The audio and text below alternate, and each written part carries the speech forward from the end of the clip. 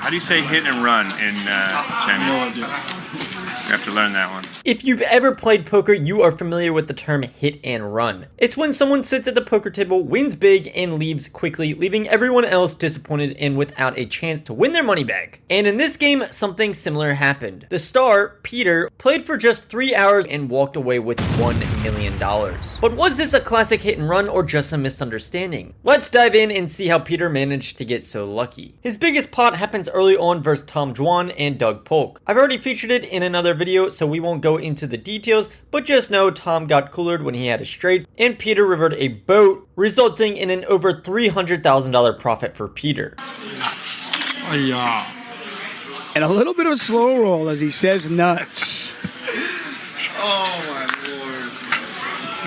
The next hand happens about an hour later. Peter opens ace-8 off for 4K and gets a couple calls, including Doug Polk from the big blind, who is 9-8 off. The flop comes jack-8-8, and Doug and Peter both flop trips, but of course, Peter with the best kicker. Possibly a very, very ugly spot for Doug Polk. When action checks over to Peter, he bets an oddly small size of 6K into 20K. Doug has no reason to think he is beat here, so he puts in the check raise, making it 25K. And he does raise immediately. Peter postures and just makes a call. The turn is the 7 of hearts, so 10-9 does get there for the possible straight, and Doug's hand is improved as a 10 on the river would give him a straight. So all in all, no reason to slow down, he continues betting. This time 48K into 64K. Doug bets 48,000. Peter just calls again, and on the river we see the 6 of hearts. A backdoor flush does come in, but pretty meaningless, especially versus a recreational player like Peter, who Doug could get value from all day if Peter just had a jack. Peter Pumpkin Eater on a heater. And it looks like about $110,000 bet. 115 and a call. A very quick call. 115,000, a quick call. Doug makes it 115K into 160K, and Peter snap calls and scoops about $200,000 in profit. Peter's world, we just live in it. This is the English trade. I guess I'll just leave. I was going to make like a bizarre lead on the flop. Did you feel like you had the winner? Not at Yeah. I didn't feel great, but I thought there was a chance. The next man to face off with Peter is the rising star Action Dan, who starts the handoff by raising Peter from the small blind to 11K with pocket 7s. My guy Steve here just calls from the big blind with 6-4 off, and Peter calls from the button with King 7 suited. The flop is unreal. King 7-4 with a flush draw on board. Dan with a set, and Peter with top 2 pair. This guy might finally lose a hand. What a cooler.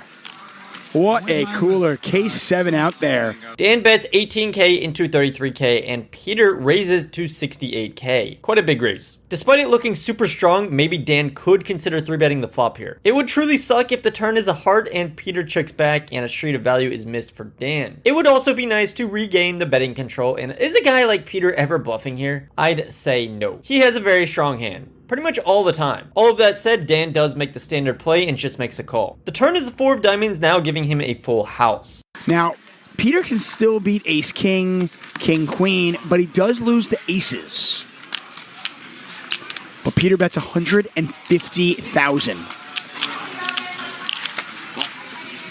And Action Dan makes the call. $469,000 in the pot. Here's the river. Unbelievable. Oh my. I spoke too soon. Everything has gone Peter's way the first 2 days until now. It just continues to go well for Peter as he runs as hot as the sun. You thought Peter was going to lose this hand? Ha! Nice try. The river is a king, and Peter now has a better full house. With 469K in the pot, it doesn't take too long for Peter to bet 250K. 250.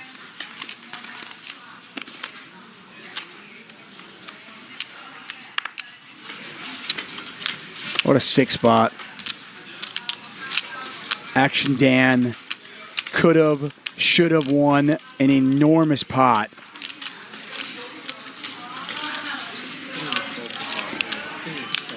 But somehow Peter wriggles free, and now we have a $719,000 pot, $250,000 to call. This guy is quite literally licking his lips. And Action Dan can just beat a bluff. So that can't land you there. I mean, he can only beat a bluff. Somehow, some way, Peter finds a king on the river. And he is going to get paid. A pot just under $1 million. And look at that smile. Oh, unreal. Steve just shaking his head. King 7 versus 7s. Yes. Peter doesn't speak English, but he knows this word in celebration. Yes. Steve did fold a 4, by the way. Guys, don't forget Steve folded a 4. Just watch the stream. Yeah. I watch the stream. I mean, Was it a lot of action on the clock? there was a lot of action going into the river. Action Dan looks befuddled, and Peter is a happy, happy man. Just give him 2 minutes. Peter's world, we're all just living in it. Yeah, holy fuck. I folded a 4 there. There you go. Peter's world, we just live in it. True story. This disgusting cooler leads Dan to do something foolish just the very next hand as he 5-bet bluffs Queen 8 suited and folds to Tom Dwan's jam, quickly losing 129k. This game we saw a side of Action Dan that we don't normally, one where he tilts super hard and loses a lot of money, so look out for that video. Tom Dwan picks up 132,000 without even seeing a flop. Finally, about 30 minutes later, Tom Dwan opens from the cutoff and Doug Polk calls Jack 10 off on the button. Peter calls from the big blind, and what do you know? The flop comes Ace Queen 8 with a flush draw. So Peter with Ace 8 flops top and bottom. Tom has a bad top pair, and Doug has a double gutter straight draw, meaning any king or 9 gives him a straight. When action checks to Doug, he bets 5k into 11.5k. Peter chooses to check raise small to 17k. No diamond in his hand and his 2 diamond board. Tom Dwan also has an ace. I'm in the hand, yeah. Tom's fold is now very easy, and Doug will continue by calling. Makes the call. $45,000 in the pot. Looking for a king or a 9. The turn is the 6 of spades, a complete brick. With 45k in the pot, Peter bets big, 37k. Hefty sizing here. And that might get Doug to fold. We'll see how he plays it. Doug should likely just fold here. He is not getting a great price. But, you know, it's for TV, and maybe he has plans for the river if his straight doesn't come through. He does make the call. The river comes the 7 of diamonds, and Peter checks. Peter checks. Now it's a pretty interesting spot for Doug. When he arrives here with Jack high, he really only has one choice here, of course, which is to bluff. That said, he isn't loving life considering he doesn't even have a diamond, but in this spot, I don't think it matters too much. If Peter had a flush himself, I'd think he would just bet, so Doug must be putting him on a single pair ace like ace jack or ace 10, which in that case, a bluff would certainly work. But if Doug thinks Peter has something stronger, like 2 pair, then good luck getting this guy who is up millions to fold. And he does. And he's going to go over pot. 185,000 into 120. Peter put to the test with 2 pair.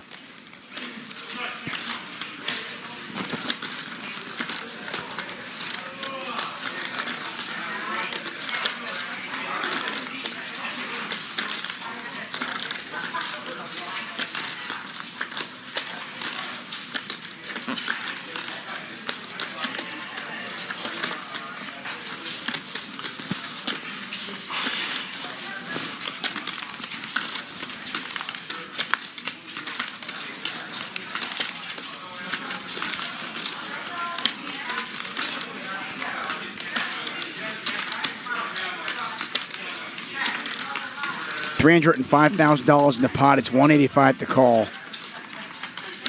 Peter looks like he is ready to fold.